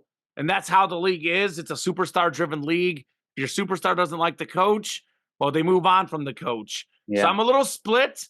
Again, first-year coach, how quick are you to pull the plug to give him a little more time? But then again, I think the Bucks are in win now mode. I think that Damian Lillard move really shows you that. Giannis has 3 years left on his contract, including including a player option in 2025, 2026. Lillard has only 2 more years on that contract. So I think for Giannis, if he doesn't win a championship in the next 3 years, he's out of Milwaukee because he's probably got, 7, 8 Yeah. prime years left, and he's not going to waste his last 3 or 4 prime years playing for a team that he doesn't think is going to win a championship. So if they want to keep Giannis beyond that 2025 time, they're going to need to win right now. And that's kind of what this move was. I don't know if it was a panic move. I think it spoke to their situation and where they are. But they need to win now. And they don't need to win next year, not the year after. I mean, Lillard's a little bit older too. He might only have 2 or 3 more prime years in the NBA. So it was a win now move.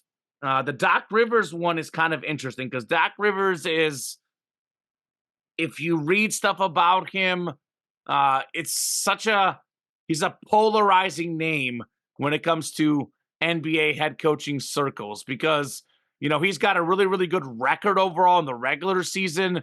He's got a championship, but that was in 2008 with, quite frankly, a super team.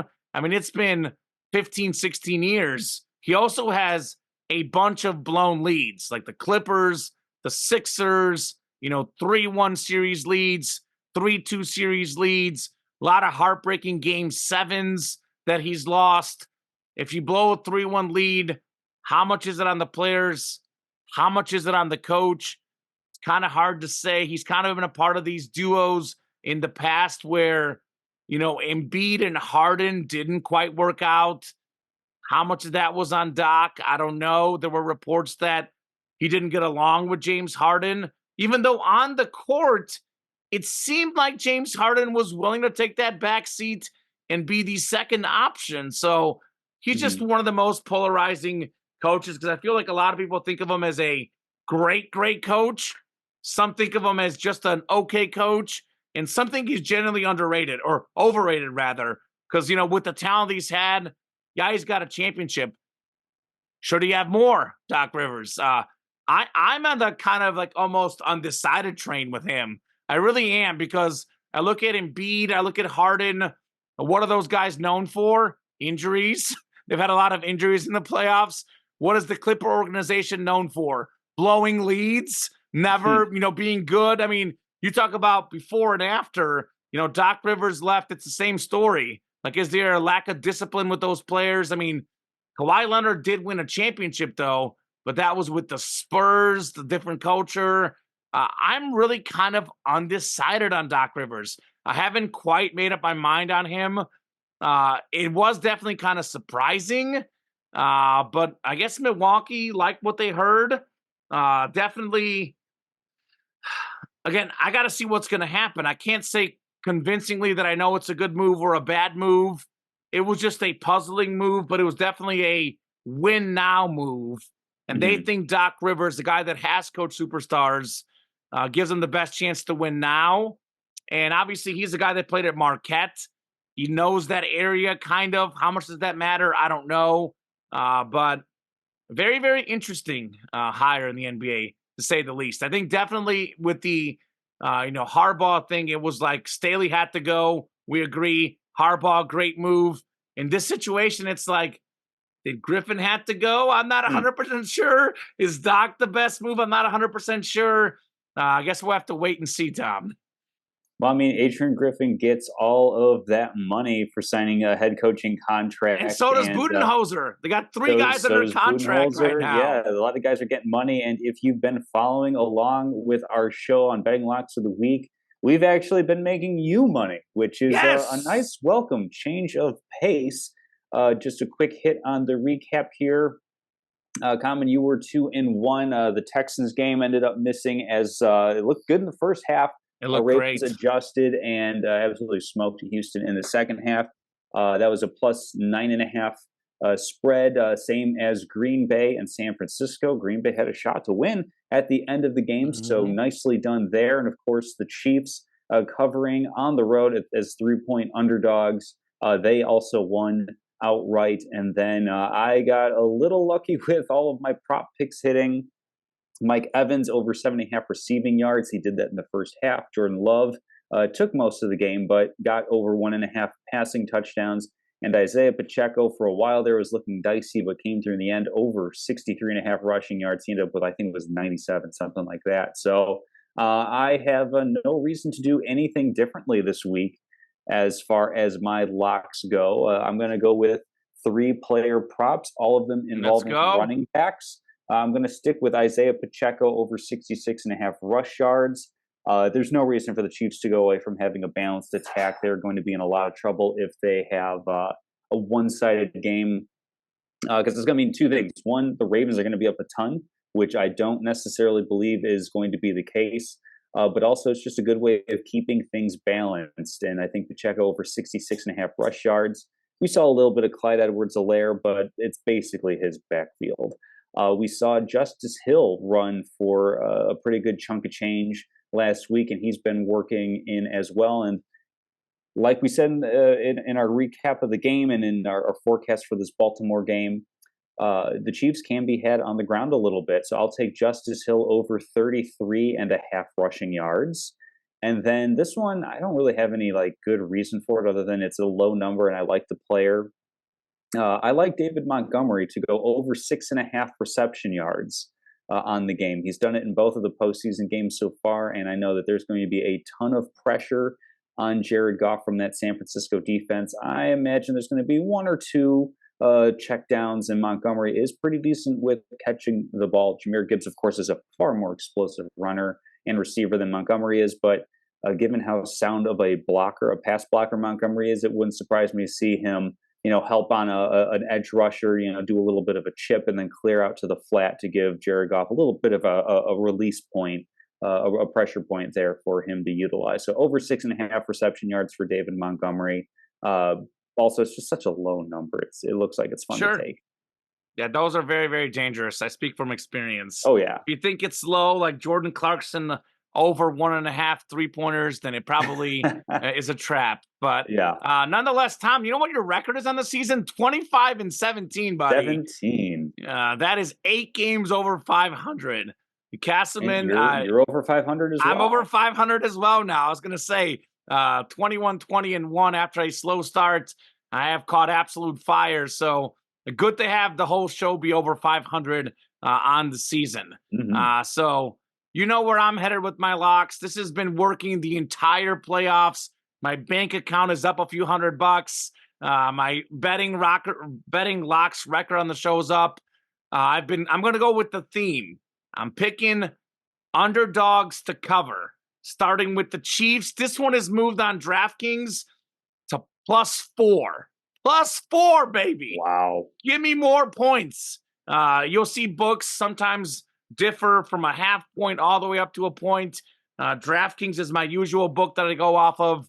+4 Kansas City at the Ravens. You know me very well. I think Kansas City is going to win outright with 4 points. I feel really, really good. Mahomes 3-1, averaging more than 32 points per game against the top scoring defense in his NFL career.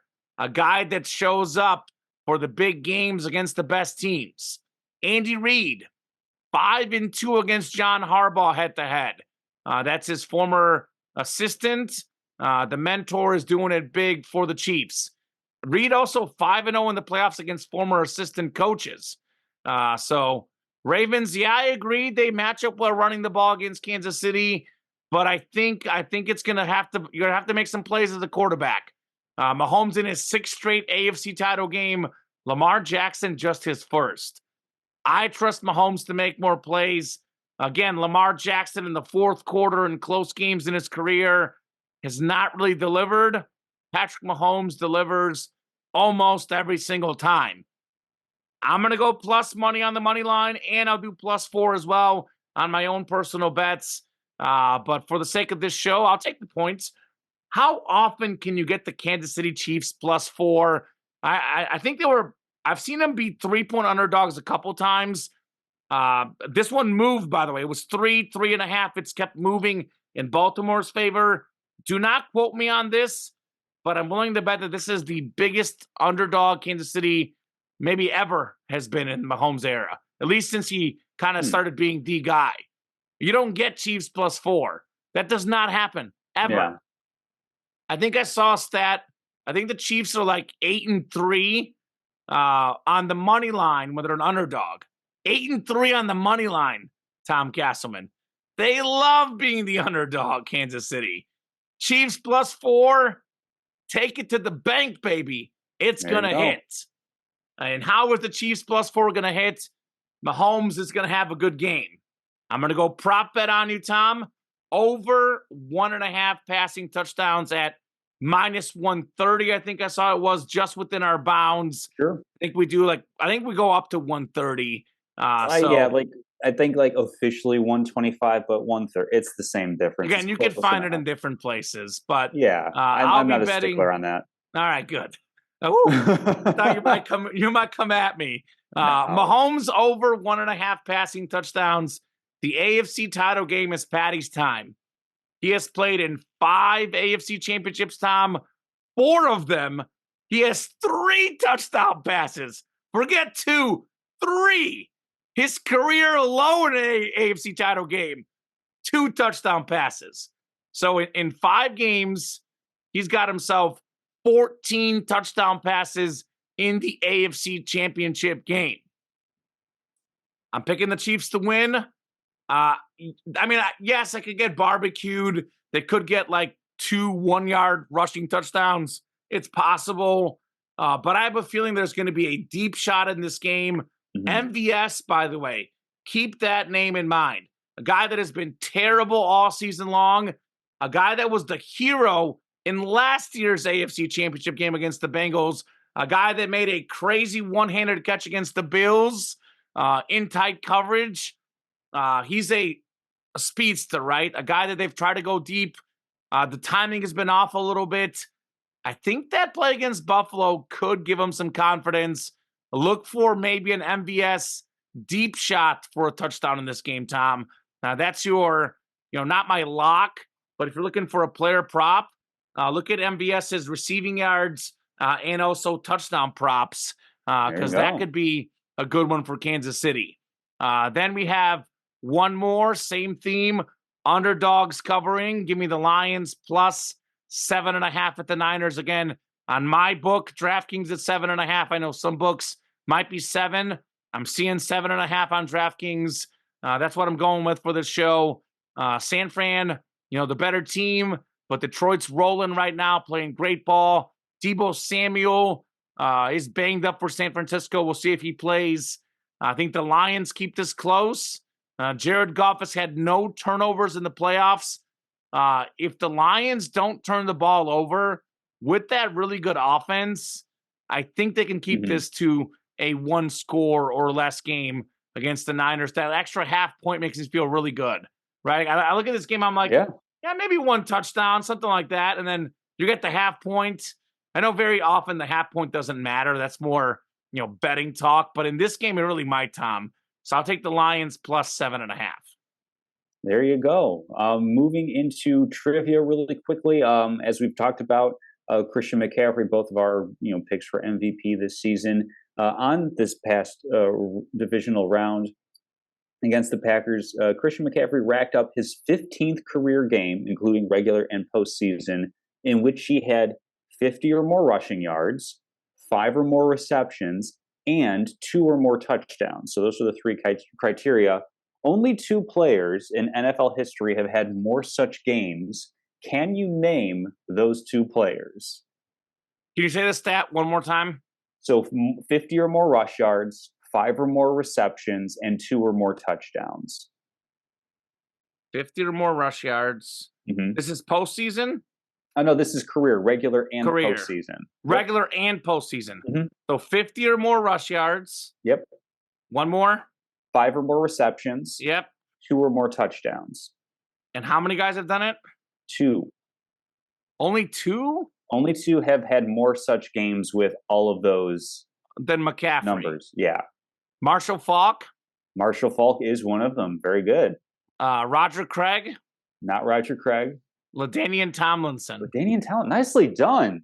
Thank you. Excellently done on the trivia. I had a number of things listed out, including both of them got mentioned on the show today, so top of mind for you. Nicely done. The dual threat running backs, that's my mojo. And I said Roger Craig because I thought it was going to be a Niner relation, because there's only 3 guys ever, Tom, with 1,000 rush yards and 1,000 receiving yards in the same season. That was Faulk, that was McCaffrey, and that was Roger Craig back in the mid-'80s for the Niners. So love it. Wow, I'm impressed. Good job, Kamen. 2 out of 3. I guess, those are the guys I think of, though. Like, when I think of, guys that did everything, I think of Faulk and Tomlinson and McCaffrey, right? I just threw out Roger Craig to be the dark horse, trick part of the question. Yeah, but you were right on top of that one. All right, and who's had the most? Who's had the most? Oh, I don't know which one had the most. I just know those 2 had more. Okay. All right. yeah. That's cool. Statement of the week. I'm going to make the statement a little bit early because, I can make the statement next week. I can make it the week before, but it always feels better when you make it before it's come true. So I think I've made this statement on the show before, but I'm just going to do it again because I can. It's my statement of the week, and I can say whatever the heck I want, Tom. I think we're just seeing further proof that Patrick Mahomes is the guy in the NFL. He is number 1. I'm not saying he's way better than someone else out there. There's a lot of really good quarterbacks. I hate using the term way better, but I think there is no debate he's the best. In my opinion, I think a lot of people want to start that conversation. Is this guy as good as Mahomes? Are they, really, really close? Could he surpass Mahomes? Is he better than Mahomes? If you sit here and tell me he's close, I could say, okay, maybe.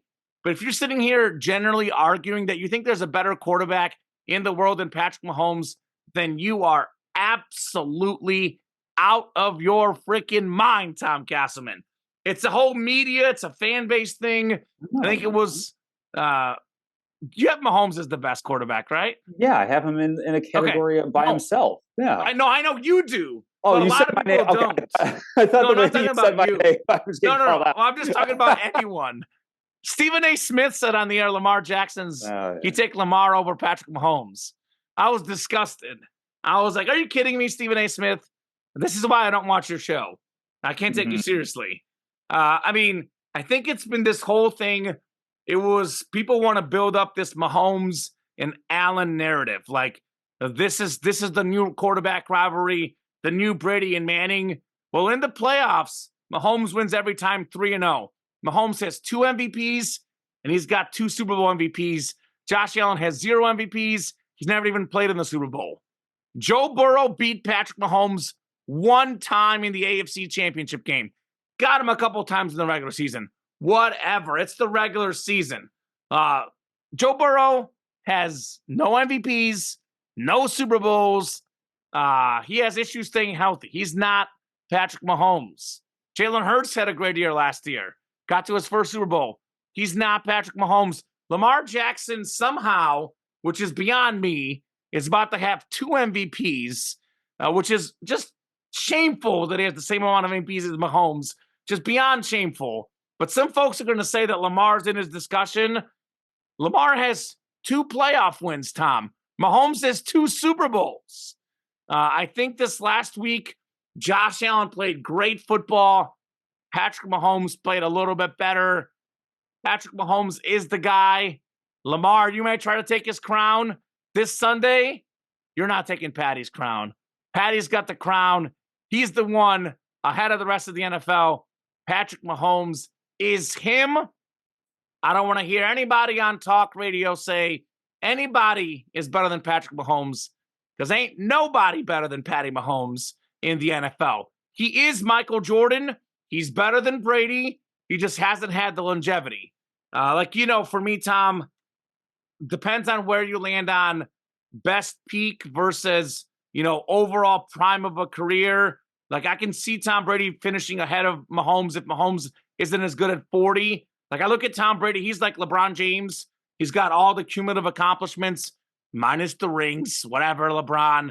Then I look at Patrick Mahomes, he is Michael Jordan. When you see it, you know it. The prime of a career. Mhm. There's been nobody better than him. He's way better, not way better, but he's better than Brady ever was. And it's the same deal as MJ coming up. He was better than Magic and Larry. Everyone saw that. He didn't have the championships, so we didn't want to call him better. Mahomes is better than Brady. Just a matter of, is he going to be that good at that age to accumulate the cumulative accomplishments? But it's Mahomes' league. He's the face of the league. He's number one. Stop trying to have a discussion as to who number one is because there's discussions out there, Tom, and I don't Mhm. like them. And it's one of those things where, for me, I'm not a fan of the present progressive chasing ghosts type of thing. Because it's difficult across and every sport does this, comparing different players across eras or what have you. I think that it kind of takes away a little bit of the appreciation, which is why, much like you, I don't really consume the whole like ESPN, FS1. Like we're gonna have all day talk shows every day about like comparing I'm the a latest and sports greatest. center Like guy. I'm with you, Tom. like that's why we get these conversations and these debates of like, oh, who measures up to Patrick Mahomes now. And I think we can both acknowledge that in a vacuum, Patrick Mahomes is the best quarterback, and also acknowledge that sometimes other players have a better season than he has. And it's not necessarily that they're a better player; it's just they had a better year type of thing. And it's just a lot of this is a product of folks got to fill time and space. So that's why I try to stay out of that sort of fray. Because for me, it kind of detracts a little bit. I mean, look at the game that we watched on Sunday between Kansas City and Buffalo. That is an all-time great playoff performance. Both teams played so cleanly, so well. It wasn't that there wasn't even the untimely mistake or interception or something along those lines. The only sort of turnover that we had like that was the fumbled the ball through the goal line, which I'll touch on just like really briefly as my statement of the week. Like that was really the only turnover, big mistake type of thing in the game. I guess if you want to put the punt call, but I understand why. Those weren't really a product of necessarily like decision so much as just execution. Like it was a clean game all throughout, and yet all that anybody could really yell about, quite frankly, on social media or on these cable programs, was legacy based and all this stuff that, quite frankly, I felt detracted from the overall feel of the game. But speaking of the game and the fumble rule, Common, you and I texted back and forth, and and I don't have the text pulled up right here, but basically it said the worst rule in sports. I'm here to give you a It's pretty statement bad. that I'm kind of reversing on this because I've heard a couple different explanations, and I get it from the standpoint of the end zone is the one portion of the field, or two portions if you want to say one on each end, that acts completely differently from the rest of the field. I mean, if you are going for a first down and you jump over the pile, you reach the ball out, it gets knocked away, that's a fumble. The defense can recover it. Everything in between goal line and goal line is fair play. But as soon as the football breaks the plane, that is a touchdown for the offense when they're in possession for it. The only recourse for the defense is if they knock the ball out and it fumbles through the end zone, that it then goes to the other team. It's the way of basically the defense did their job of protecting their end zone, keeping the ball out. There's a number of more eloquent explanations to the rule, but basically it got me thinking, and I don't hate the rule. I felt it was kind of nonsensical to begin with. Why should, when the ball goes through the end zone, the defense gets it as a touchback type of thing?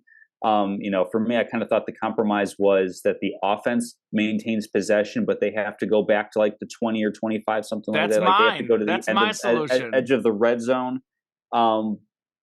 But when it's explained as the offense has so many advantages in the NFL today, that basically creating a fumble and it going through the end zone is the defense's way of protecting its sacred ground, protecting the game capture the flag that we played as kids. Because I don't know if you played I football. love I that didn't play game. football, but capture the flag, like that's a special sacred zone where you can't just plant somebody to hover over the flag. There's special rules about that one particular area. I feel that the explanation for that and why the rule is in place is enough for me to reverse my position and saying it's the worst rule in sports. I'm actually fine with it, quite frankly, as it was laid out. So that's my statement of the week, as I've done a bit of a heel turn on that. Flip flop and Casselman must be an election year or something this I year. take new information Yeah. and I reform my opinions Ju- around it. Hearing that ju- perspective changed it for me. Yeah, just to be clear, I don't think it's the worst rule in all sports because I get both sides of it. I would personally put the ball on the 20. I mean, you kind of laid out a lot of 20 for the offense to go back to the 20. I mean, I get like as a player, you're trying to get a touchdown, you're putting in extra effort, and that effort can really result in, really, really bad situation for your team. Again, I could go either way with it. I get Mhm. both sides of the argument. I mean, this is one that I really got to dig into closer. I don't, for the record, just to say, I don't think it's the worst rule in all sports. There are worse rules. I don't particularly like it, but I do also get it. It is Mhm. what it is. As they say, rules are rules. You got to follow the rules. And unfortunately for Kansas City in that situation, it didn't work out, but it ended up That working was out more in a the good end play on anyway. Buffalo's part. That was more a good Yeah, play on Buffalo for yeah. making that stand. Matter of So, inches that play was. Anyway, mhm. Tom, great show as always. Thank you to all the Yeah, I gotta guys for let you go. listening. Yeah, no, thank you to everyone for listening. Thank you for co-hosting, Tom. Looking forward to some fun games. Mhm. And we'll see you soon, man. Have a good one. Sounds great.